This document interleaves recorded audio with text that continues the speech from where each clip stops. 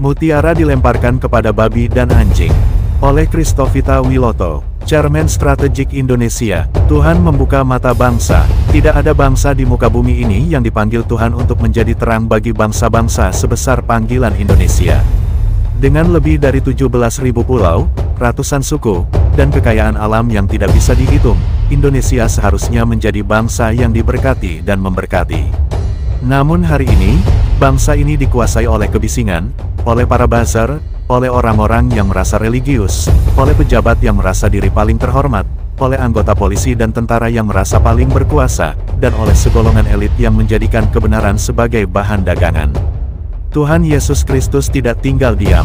Matius 7 ayat 6 berkata, "Jangan kamu memberikan barang yang kudus kepada anjing dan jangan kamu melemparkan mutiaramu kepada babi, supaya jangan diinjak-injaknya dengan kakinya, lalu ia berbalik mengoyak kamu." Ayat ini adalah firman Tuhan langsung dari mulut Yesus Kristus.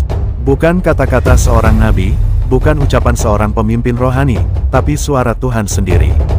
Dan hari ini, kita harus gentar, karena Tuhan sedang menunjukkan bahwa kita telah melemparkan mutiara bangsa ini kepada babi dan anjing. 1. Barang yang kudus, apakah itu? Barang yang kudus adalah apa yang datang dari Tuhan. Itu bisa berarti, kasih karunia Tuhan atas bangsa ini, talenta, waktu, kekuasaan, dan kekayaan yang Tuhan berikan. Firman Tuhan yang murni, integritas dan kejujuran, hati nurani yang bersih, rakyat kecil yang jujur dan tulus. Tapi apa yang kita lihat hari ini? Semua itu dipakai untuk kepentingan politik. Diperdagangkan di belakang layar oleh para pemimpin yang tidak takut akan Tuhan. Dijadikan alat promosi oleh para buzzer yang dibayar untuk menciptakan kebohongan. Barang yang kudus telah diberikan kepada anjing. Mutiara telah dilemparkan kepada babi dan anjing. 2. Siapa anjing dan babi itu? Ini bukan penghinaan. Ini adalah peringatan dari Tuhan sendiri. Tuhan Yesus memakai istilah anjing dan babi, bukan karena ia benci, tapi karena ia menyampaikan kenyataan rohani. Dalam konteks bangsa ini, anjing dan babi adalah orang-orang yang tahu kebenaran tapi sengaja menginjaknya. Pejabat tinggi yang menekan keadilan untuk melindungi kejahatan. Buzzer yang dibayar untuk menyebar kebohongan dan mengalihkan isu. Penguasa media yang menutup-nutupi fakta dan menyesatkan rakyat. Tentara dan polisi yang mengkhianati sumpah untuk menjaga bangsa, tapi malah menjaga kekuasaan manusia. Orang-orang yang rajin ibadah, tetapi menolak kasih dan kebenaran Yesus. Yesaya 1 ayat 11-15. Untuk apa itu korbanmu yang banyak-banyak? Firman Tuhan, aku jemu akan korban bakaranmu, aku tidak suka pada darah lembu, domba jantan dan kambing jantan. Bila kamu datang menghadap hadiratku, siapakah yang menuntut ini dari tanganmu, bahwa kamu menginjak-injak pelataranku? Jangan lagi membawa persembahanmu yang tidak sungguh, sebab baunya adalah kejijian bagiku. Bulan baru dan hari rayamu aku benci, semuanya menjadi beban bagiku. Bila kamu menadahkan tanganmu untuk berdoa, aku akan memalingkan mukaku. Sekalipun kamu banyak berdoa, aku tidak akan mendengar. Tanganmu penuh dengan darah. Tuhan muak dengan agama tanpa pertobatan. Tuhan jijik terhadap ibadah yang hanya menjadi alat reputasi dan pencitraan. 3. Mengapa Tuhan mengizinkan mereka menginjak mutiara itu? Karena Tuhan sedang menunjukkan kepada dunia bahwa bangsa ini telah jatuh ke tangan para babi dan anjing. Dan rakyat yang tulus, yang miskin dan lapar akan kebenaran, justru ditipu, dibodohi, dikorbankan. Tuhan Yesus berkata bahwa setelah mutiara itu diinjak, babi-babi itu akan berbalik mengoyak kita. Bukankah itu yang sedang terjadi? Para buzzer merusak pikiran rakyat dengan propaganda dan kebohongan. Para penguasa mengoyak kepercayaan publik demi mempertahankan kekuasaan. Para tokoh rohani pura-pura tidak tahu dan memilih diam demi kenyamanan. Polisi menangkap yang kecil, membebaskan yang besar. Tentara dijadikan alat kekuasaan, bukan pelindung kebenaran. Hukum menjadi seperti anjing penjaga bagi tuannya, bukan pedang bagi kebenaran. 4. Yesaya 5 ayat 20-23, celakalah mereka. Yesaya 5 ayat 20-23. Celakalah mereka yang menyebut kejahatan itu baik dan kebaikan itu jahat, yang mengubah gelap menjadi terang dan terang menjadi gelap, yang mengubah pahit menjadi manis dan manis menjadi pahit.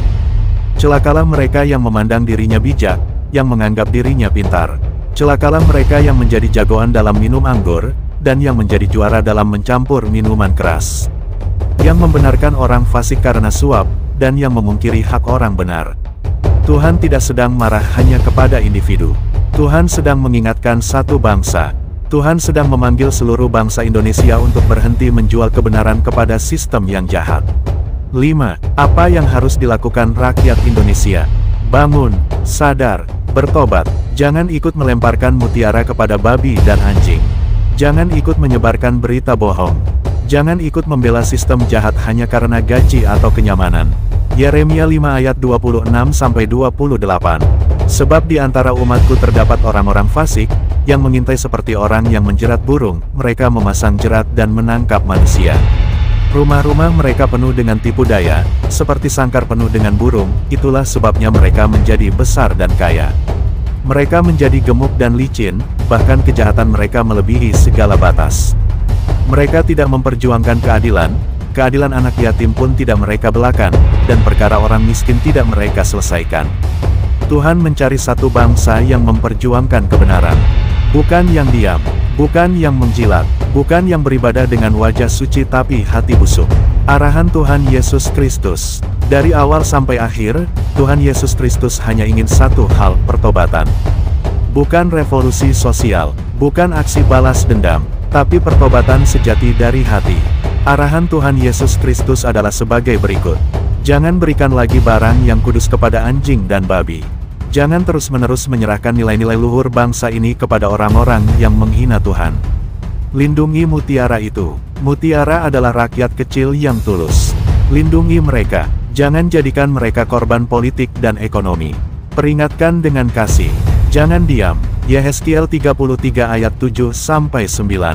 Engkau adalah penjaga bagi kaumku. Bila aku berfirman kepada orang fasik, hai orang fasik, engkau pasti mati. Dan engkau tidak mengatakan apa-apa untuk memperingatkan dia, maka orang fasik itu akan mati karena kesalahannya, tetapi darahnya akan kutuntut dari tanganmu. Bersihkan rumah Allah. Tempat ibadah harus kembali menjadi tempat pertobatan, bukan tempat kesepakatan politik. Bersiaplah, karena Tuhan akan menghakimi bangsa-bangsa. Wahyu 14 ayat 7. Takutlah akan Allah dan muliakanlah Dia, karena saat penghakimannya telah tiba. Penting, kembali kepada Yesus Kristus.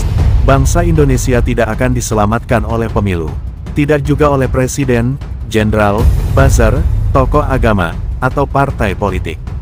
Bangsa ini hanya bisa diselamatkan oleh Tuhan Yesus Kristus. Dan penyelamatan itu dimulai dari satu kata, pertobatan. Mari kita berhenti melemparkan mutiara kepada babi. Mari kita berhenti menyebut yang jahat itu baik dan yang baik itu jahat. Mari kita berhenti menganggap keagamaan lebih penting daripada kasih. Mari kita berhenti mengira diri kita benar padahal kita buta.